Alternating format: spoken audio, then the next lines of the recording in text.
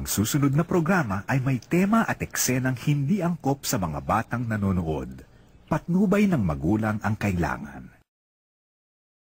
Kwento natin ngayong gabi ay isa sa pinakamahalagang pangyayari sa kasaysayan ng ating bansa, na gumising sa nasyonalismong Pilipino at naghawan na landas para sa revolusyon ng Pilipinas laban sa mga Kastila. Tunghayan natin ang kwento sa likod ng paglilitis at kamatayan ng ating pambansang bayan na si Dr. Jose Rizal.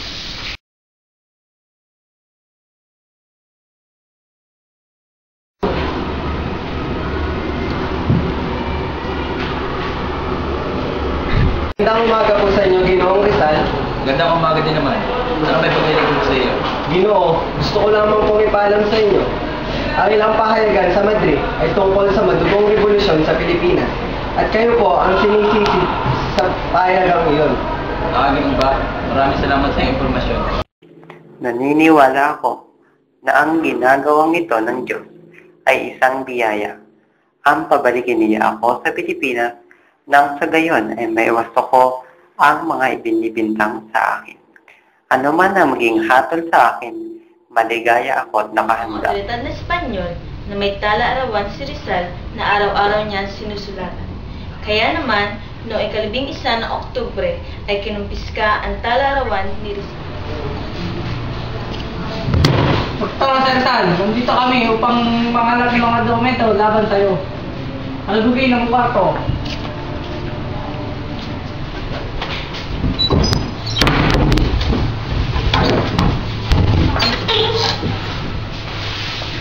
General, ito ang mga dokumento. At rin sinasabing talarawan ng Rizal. Kahilanang yan.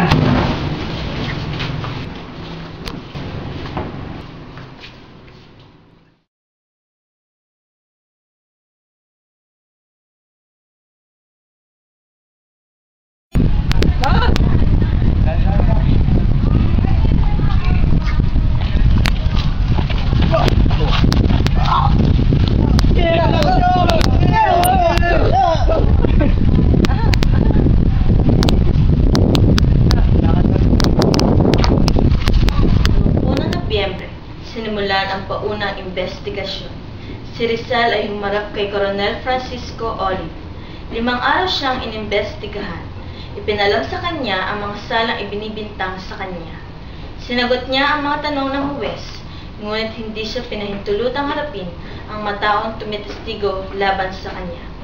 2 klase ng ebidensya ang hinarap laban kay Rizal, ang mga dokumento at testimonya. Ikaw, Ginoong Jose Rizal, ay kailangan sumailalim sa isang paglilitis. Ikaw rin ay dapat ikulong at magbayad ng 1 milyon bilang bayad ng sala.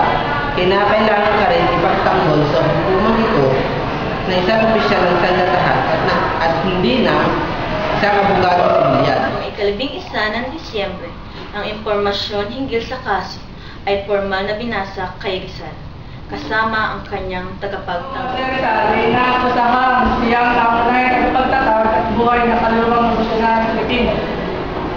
At tagapagtatag ng mga samahan, pahayagan at libro ng nagpapapoy at nagpaparagada ng mga ideya hindi ito. Noong 25 ng Disyembre ay ang pinakamalungkot at madilim na Pasko sa buhay ni Rizal.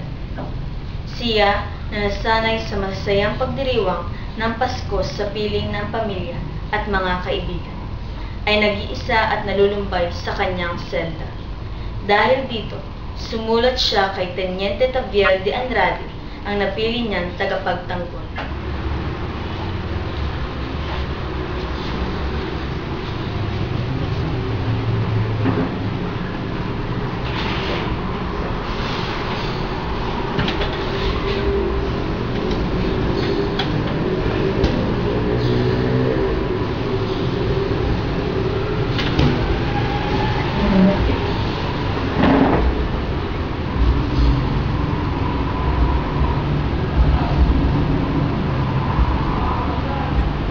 Sa aking iginagalang na tagapagtanggol, pinapaalam sa akin ng huwes na nag-imbestiga na bukas ay diringgin na ang aking kaso sa hukuman. Hinihintay kita ngayong umaga para sabihin sa iyo ang isang mahalagang bagay. Ngunit walang dudang dahil sa dami ng iyong gawain ay di ka makakapunta gaya ng inaasahan ng huwes na nag-iimbestiga. Sakaling may panahon ka, nais ko sanang makipag-usap sa iyo bago tayo humarap sa hukuman. Tatanawin kong malaking utang na loob kung makakapunta ka rito ngayong hapon, ngayong gabi o bukas. Muli, binabati kita ng maligayang Pasko.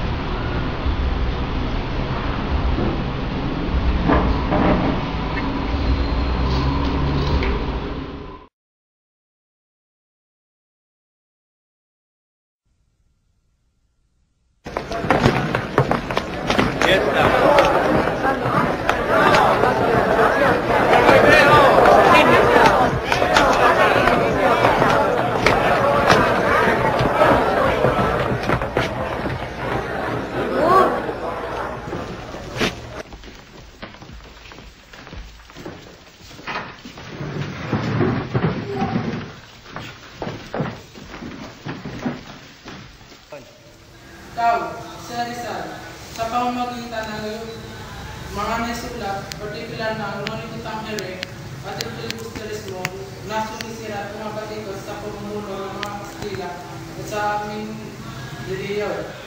Ikaw na nangikayat sa iba pang mga Pilipino na kalagaling ang tama ng Kastila sa pamamagitan ng mga revolusyon upang makamitraw ang kalayanan ng mga Pilipino. Lahat na ito sa pamamagitan ko.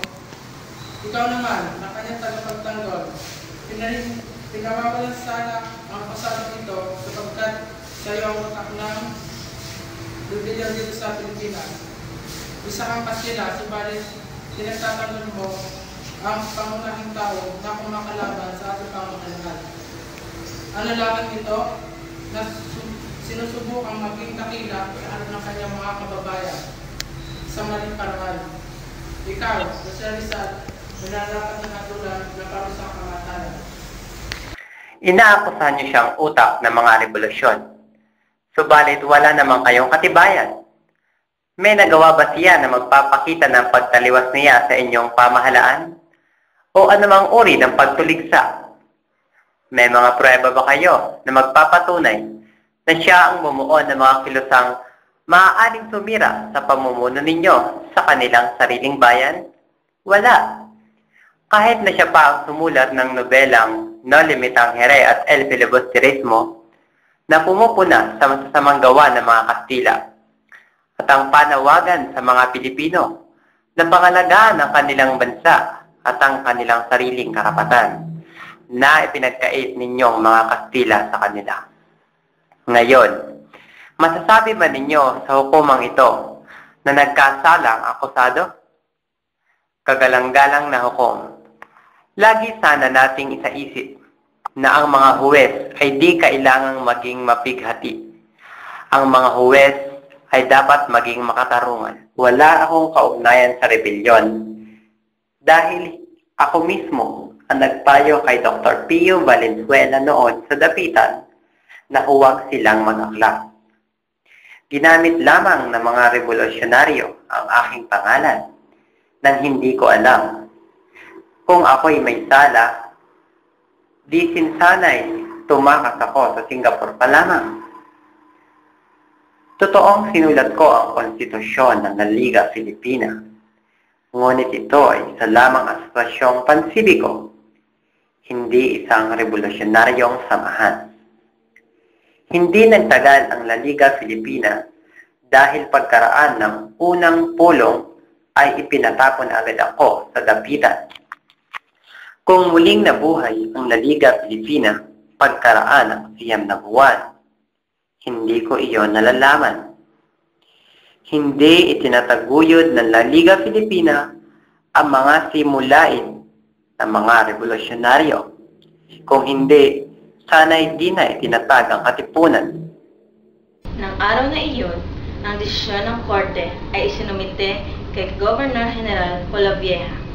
Kaagad, hiningi ni Polavieja ang opinyon ng huwes tagapagtanggol, General Nicolas de la Peña, hinggil sa desisyon ng korte. Pinagtibay ng huli ang sentensyang kamatayan. Sugod tayo sa lalong madaling panahon! Ililigtasan si Dr. Jose Rizal! Mabuhay si Dr. Jose Rizal! Mabuhay! Mabuhay! Magsitigil kayo. Magsitigil kayo. Mahigpit ang pagbabantay kay Pepe. Handa sila sa anong balak na iligtas ang aking kapatid. Handa rin kami! Mga kasama, hanggang kamatayan! Hanggang kamatayan! Magsitigil kayo! Ako man ay gusto ko rin iligtas ang aking kapatid. Ngunit aliti ako hindi papayag si Pepe na dumaan akong dugo ng dahil sa kanya. Nasa kamay na ng Diyos ang kanyang kaligtasan. Wala na tayong magagawa. Katapos ng hukumang militar, nagbalik si Rizal sa kanyang selda sa Fuerza Santiago para ihanda ang sarili sa kanyang naging kapalaran. Sa kanyang huling 24 na oras sa lupa, mula alas 6 ng umaga ng Disyembre 29 hanggang alas 6 ng umaga ng Disyembre 30, naging abala siya sa pagtanggap ng mga bisita.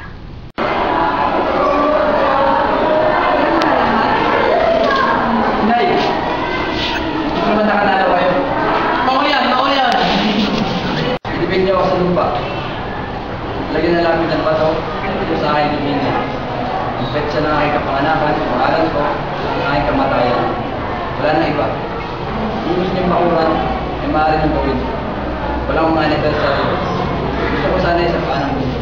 Ako yan. Dahil bukas, bibitayin na ako sa ganap na ikay. 7 ng umaga. Lagyan mo nga na yung sarili. Mga pala. Imitation of Christ. Ingatan mo ito. Talagaan mo. Huwag yamanin. Sa aking pamilya, humihingi ako ng tawad sa inyo para sa mga pagdarusang naidulot ko sa inyo. Ngunit, balang araw ay mamamatay din ako, at mas mabuti nang mamatay ako ngayon, nang mas masagana ang aking konsensya. Mahal kong mga magulang at mga kapatid, pasalamatan natin ang Diyos dahil nanatili akong matatag. Bago ang aking kamatayan, mamamatay din ako ng mapayapa dahil umaasa akong sa pagkamatay kong ay magiging mapayapa na rin sa wakas ang inyong buhay. Mabuti ngang mamatay kaysa mabuhay ng nagdurusa. Alawin ninyo ang inyong kalooban. Hinihiling ko na patawarin ninyo ang isa't isa para sa mumunting kasamaan ng buhay at sikaping mabuhay na nagkakaisa sa kapayapaan at kapalagayang loob. Tratuhin ninyo na ang ating mga magulang gaya ng gusto ninyong maging trato sa inyo ng inyong mga anak. Mahalin ninyo sila alang-alang sa aking alaala.